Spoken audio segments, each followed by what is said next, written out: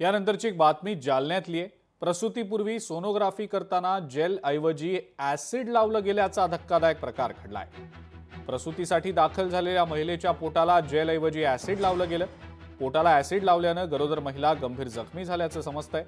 जालन्यातल्या भोकरदन ग्रामीण रुग्णालयातला हा धक्कादायक प्रकार आहे। नर्स 2 तास फरार झाल्याचा नातेवाईकांनी आरोप देखील केलाय।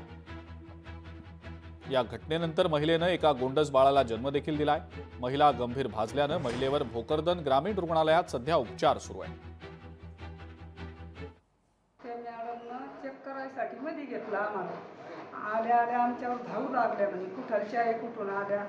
म्हणलं आम्ही तळेगावच्या आहे, भोकरदन तालुक्यातल्याच आहे मॅडम। मग ते मध्ये घेतलं आणि म्हणे आम्ही बाळाचे ठोके पाहते म्हणे। ठोके पायाचे सोडून दिले, ते लगेच ते आषाढच पोटावर टाकलं। पोरगी लगेच कुदू लागली, लय अंगार झाली, बापरे मायव म्हणू लागली।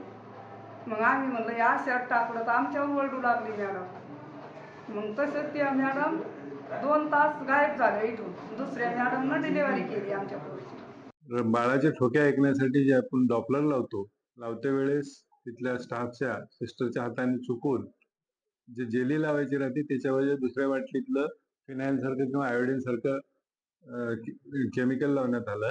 त्याच्यामुळे ते सुपरफिशियल बर्न झालेलं आहे स्किनचं। त्याच्यासाठी औषधोपचार करायला देखील सांगितले आणि हे चूक मुद्दाम केलेली आहे की घडलेली चूक झालेली आहे ह्याची शहानिशा करून रिपोर्ट द्यायला माझ्या वैद्यकीय अधीक्षकाला मी सांगितलेलं आहे। बाळ आणि आई दोघेही चांगल्या स्थितीत आहेत। लोकशाही मराठी ऐका, पहा, जागरूक रहा।